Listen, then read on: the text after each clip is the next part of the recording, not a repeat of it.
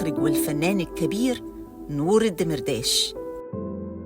في مدينة طنطا في محافظة الغربية. وفي يوم 12 نوفمبر 1925 ولد الأستاذ المخرج والفنان الكبير نور الدمرداش. بدأ شغف نور الدمرداش بالتمثيل أثناء دراسته في كلية التجارة في جامعة القاهرة، اللي على مسرحها قدم أكتر من عمل، وبدأت موهبته كممثل في الظهور والتطور، حتى إنه قرر يتقدم للدراسة في المعهد العالي للفنون المسرحية بالتوازي مع دراسته في كلية التجارة. وبالفعل اتخرج منها سنة 55 ومن المعهد العالي للفنون المسرحية في سنة 56، وبدأت رحلته مع الاحتراف. ومن شغف التمثيل انضم نور الدمرداش أثناء دراسته لفرقة مسرح زكي طليمات وفرقة إسماعيل ياسين المسرحية، وقدم مسرحيات كتير مع الفرقتين دول زي عودة الروح وأنا عايزة مليونير وخميس 11. أما في السينما فبدأ نور الدمرداش رحلته سنة 1949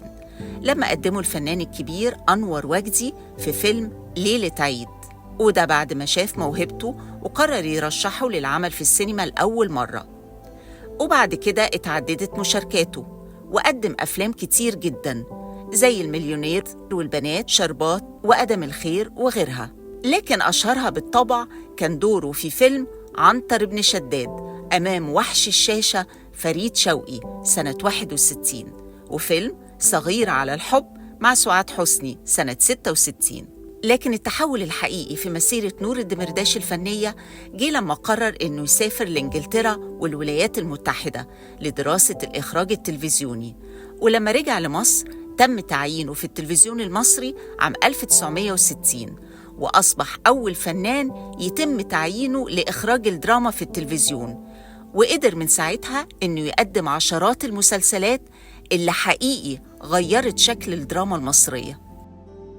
نور الدمرداش لما دخل عالم الإخراج ما كانش مجرد مخرج عادي، لكنه كان من أوائل المخرجين اللي قدموا دراما اجتماعية قوية خلت الجمهور يتفاعل ويحس إن الشاشة الصغيرة مش مجرد وسيلة تسلية لكن جزء من حياته اليومية، من أول مسلسل هارب من الأيام اللي أخرجه سنة 62 ولحد آخر أعماله التحفة الخالدة السقوط في بئر 7 اللي أخرجه سنة 94.